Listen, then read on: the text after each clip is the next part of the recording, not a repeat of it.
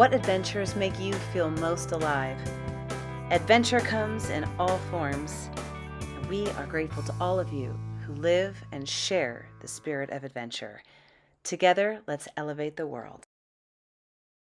Okay, here we go. Hello, everybody. Welcome back to another amazing episode of Everything from A to Z. I am your host, Ari Zucker.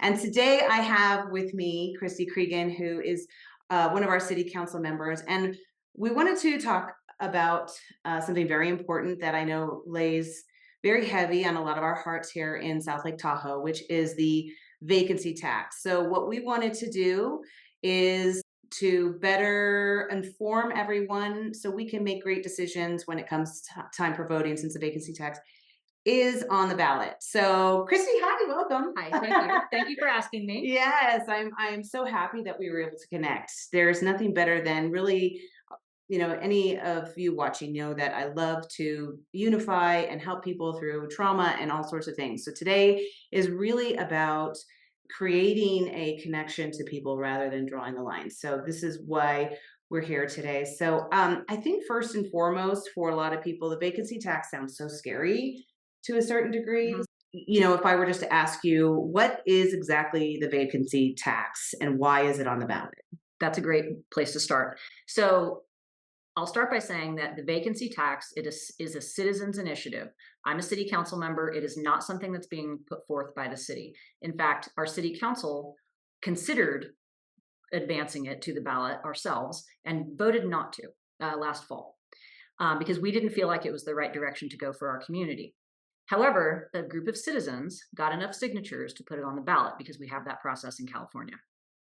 So, having said that, what this vacancy tax does is taxes it taxes residences in which people are not present for more than 183 days. So, something really important about this, that one of the things that we're going to do today is try and make things really clear, because there is a lot of misinformation and is every single person who lives in South Lake Tahoe will have to file this form, not just second homeowners, not just renters, everyone. So we both live here and full time, and we will both have to fill out this form and submit it to the city to prove that we have been here. If we cannot prove that we have been here for that amount of time, year one, you will pay $3,000 tax. In year two, the tax is raised to $6,000. And then going forward, it's also increased by the CPI, the Consumer Price Index, which is a variable number. So that is the way that the group that wrote the vacancy tax has structured it. So if you're here, if you're gone and this has been a big question too, if you're gone, say you're, you live half the time in Florida and half the time here, you're retired, you've worked really hard to get your home, and now you come in at 180 days. Are you still going to pay that tax? Yeah, yes. The way the proponents wrote the vacancy tax ordinance is, there are a few exceptions. I think I don't know exactly what they are, but for the most part, if you cannot prove that you've been here the correct amount of time, you will be paying the tax. Interesting. So and then I've been reading along as well, and some of the things that come up on I'd like to say that I lie in the middle a little bit, but I'm a full-time resident. And I should actually backtrack a little bit and say the fact that we also have to fill out and prove, because we're full-time residents here, which means everybody, I would imagine whoever wrote this up has to do it too. Probably sounds, oh, it's easy, just fill it out. It's not a big deal. But to some, it feels like a violation of privacy. And I've heard that a lot too. And the form is not developed yet, what it will look like, so we can't speak to that. I think that the invasion of privacy piece, I've definitely heard a lot, because it's really no one else's business where you go and where you are. I just want to give a short example, which is my neighbor is 84 and she lives alone. And for the past 2 years, she's been spending an increasing amount of time with her Hmm. kids who live away.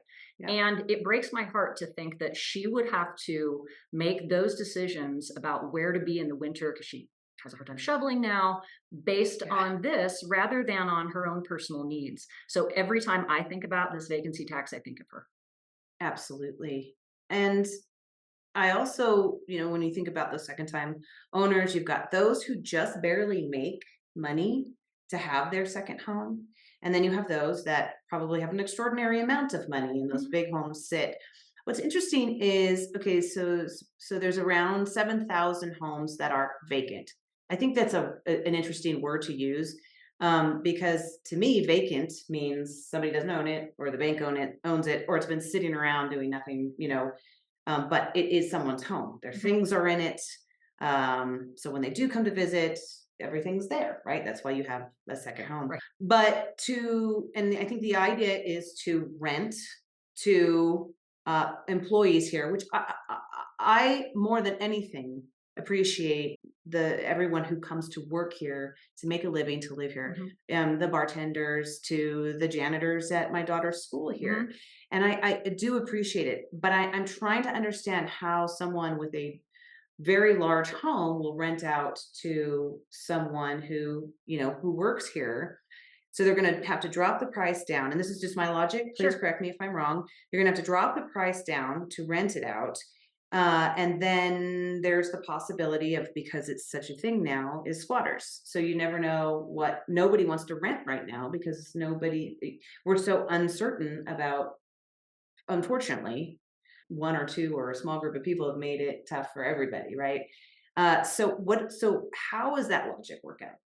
That is a great question, and I think that the place that I would start by answering that is to say that every single every single homeowner has a different situation. Mm. So it's not fair to characterize there's all these big mansions sitting around, the people live in the Bay Area and they can pay for it.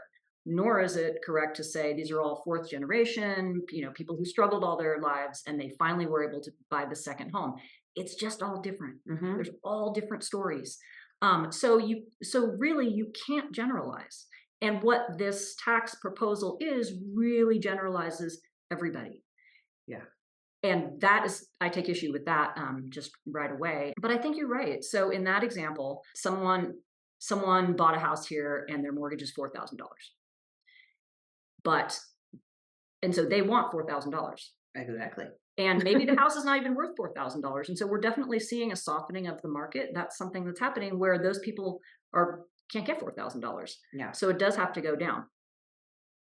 But in that instance, it's still going to be more than necessarily people can afford. Yes. That's just the truth of math. So do we think that this is I know we were talking, before we started filming this podcast. Is this a nationwide thing or just a South Lake Tahoe thing? Right? Yeah, that's a great question too. And I mean, I've lived here for 27 years. And one thing that is great about Tahoe is that we think we're very unique. Yes. But in this instance, as in many other ones, as we were talking about, people want to live where it's beautiful. People Mhm. want to live in Paris. People want to live in Barcelona. People want to live in Vail. So those places are more impacted. And I want to say that, and you referred to it with who these affordable housing goals efforts are to benefit. And when our council last year first started talking about all of the affordable housing things that we are doing, it was really to promote a vibrant community that Mm. had people at all levels in it. People just starting out, people who are at a mid level in their career, people who are at a high level, people who are retired. So we really wanted to make space for people who weren't earning as much. And so that effort toward a vibrant community is the ultimate goal. And in order to do that, you have to have a spectrum of housing that suits everyone. Absolutely. So that leads me to, there are options here.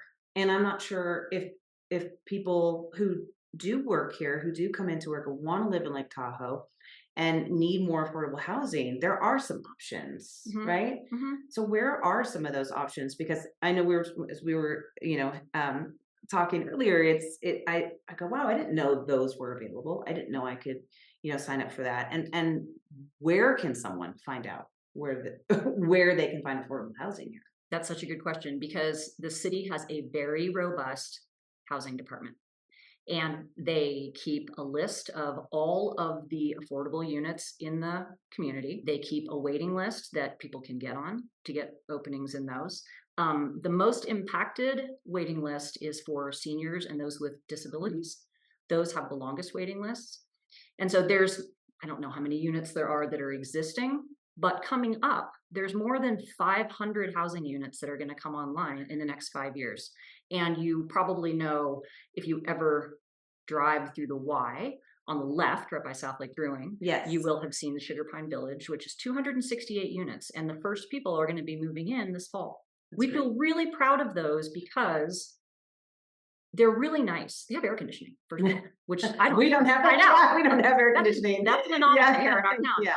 They're really nice. And so I think something else, because a lot of people talk about, why didn't we just have Motel 6 be affordable housing? Why don't we just, do some renovation to some existing crummy motels? And it's because we want people to have nice housing. We want people to have respectful housing. We want you to be able to come to South Lake Tahoe and get an entry level job and live somewhere nice. We don't want you to have to live somewhere crummy. No one wants that. I don't want to live somewhere crummy. Yeah. So that's been another goal that our council and our housing department have really worked on. So the housing manager's name is Jessica Wackenhut-Lomelli. She is lovely. You can go on the city website, you can find her email address. The city staff is very accessible and they will help you.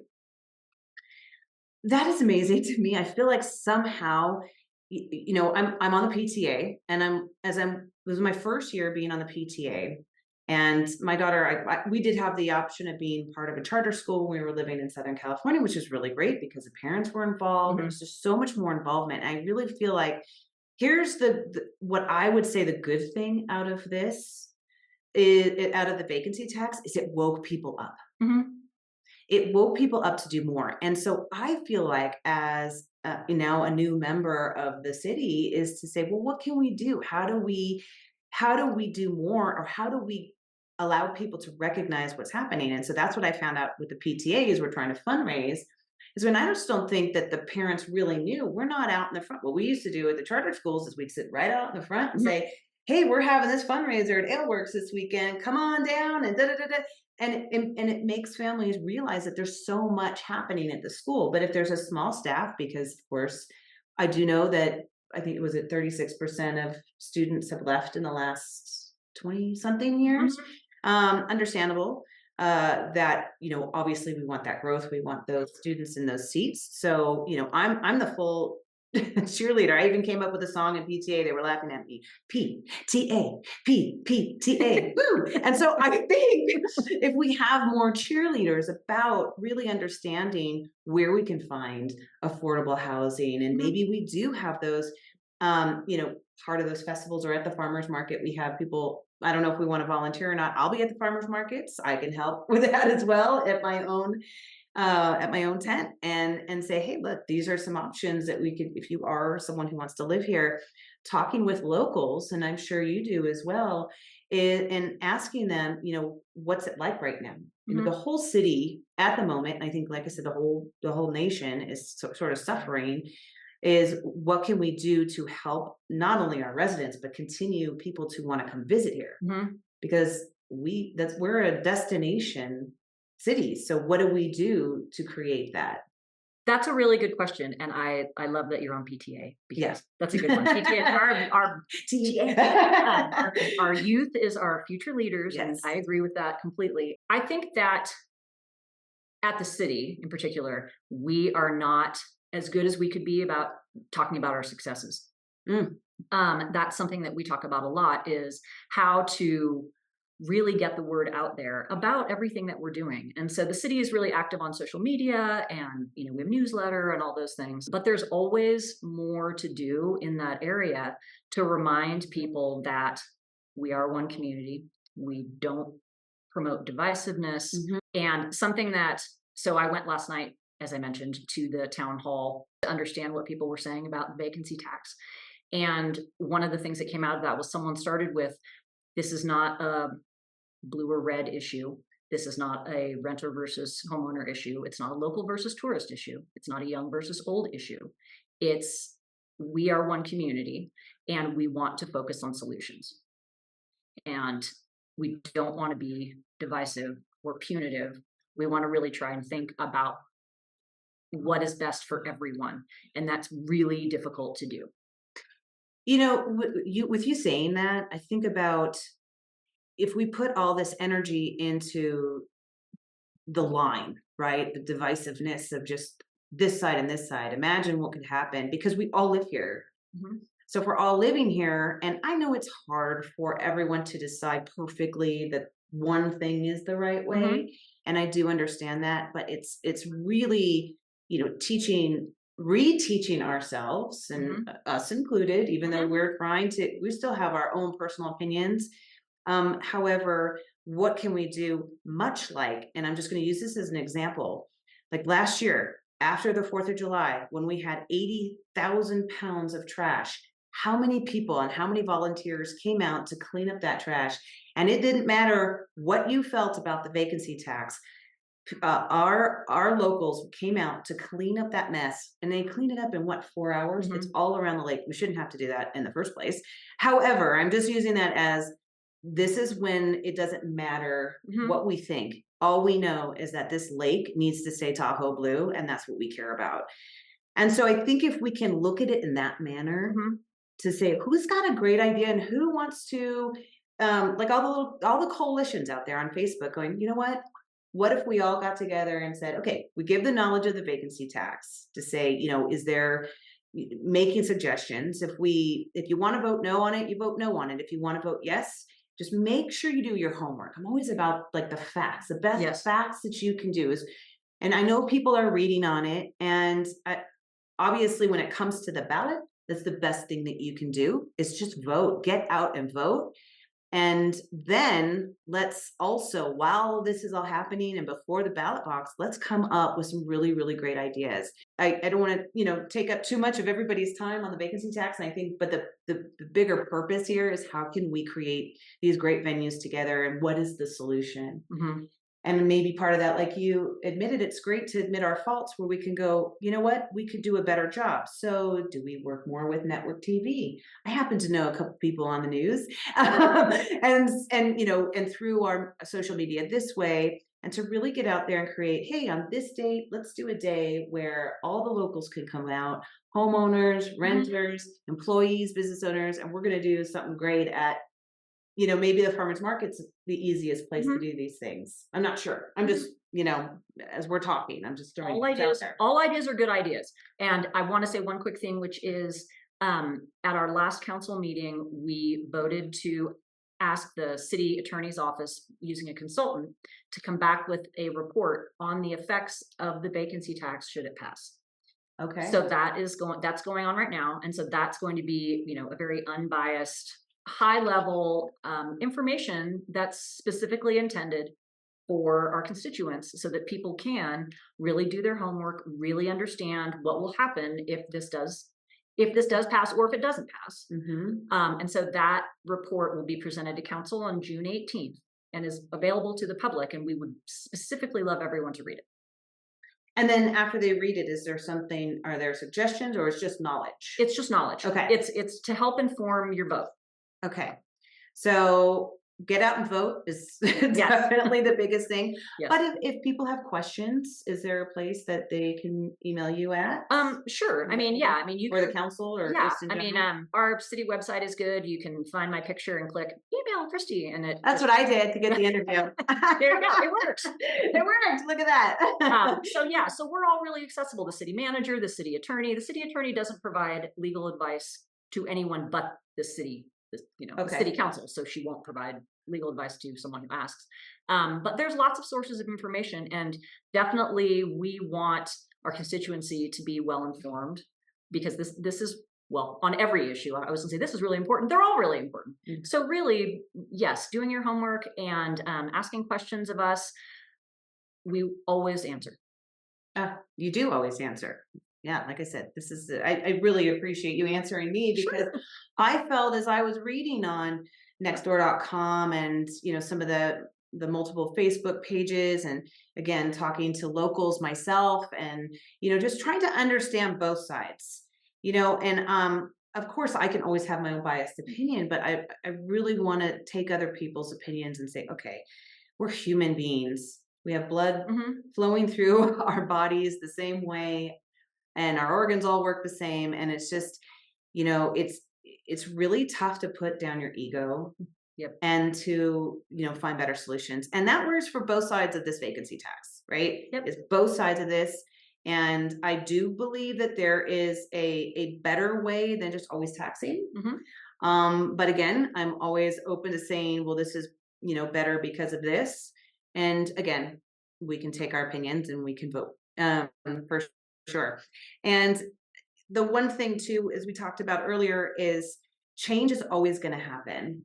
Always. It's the one thing we will always be able to count on in life, whether we like it or not, is change, and how much you want to be a part of that change.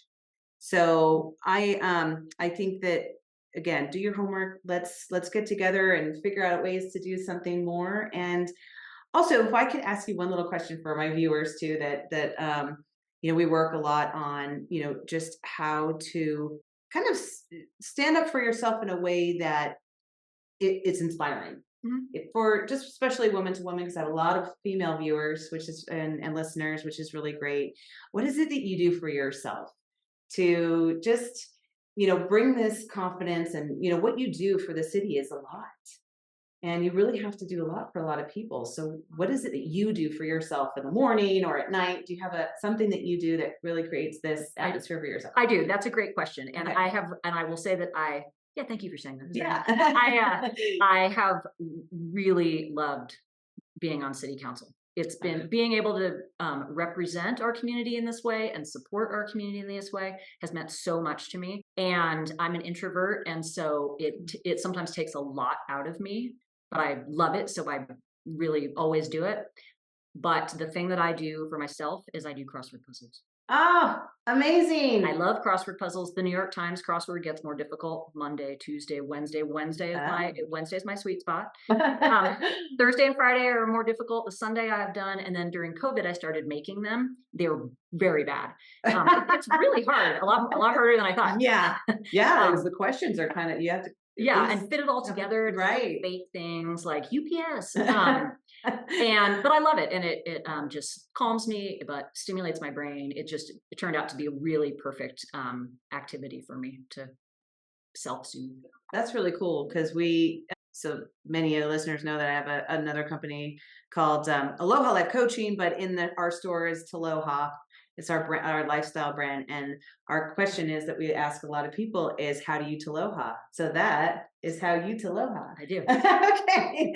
Well, thank you very much. Is there anything else that you want to add? I want to give you the last word, just because I know there's so much information and we probably didn't cover maybe half of it, but, or maybe we did. But if there's anything. There's definitely a lot of information. And I think that if you look, you will find it. And I would say, go to primary sources. Don't just crowdsource information and look on Nextdoor. Really read the vacancy tax ordinance. Several people have posted it around. It is available from the county elections office. There's a lot of places to find true information. And that would be my suggestion for you, to be the best informed you can be, to make the choice that you are so lucky in our democracy to be able to make. Yes, for sure. So get out and vote. This is the year to do it, everybody. Thank you so much for listening. Thank you, Cristi, for being here. I'm excited. Hopefully this isn't the last time. Yes, no. Okay. We'll have some other topics. It'll be fun. Appreciate you and Cup of Tahoe for letting us host this today. So I really appreciate your time, and we'll see you next time on Everything from A to Z. Thanks. Bye.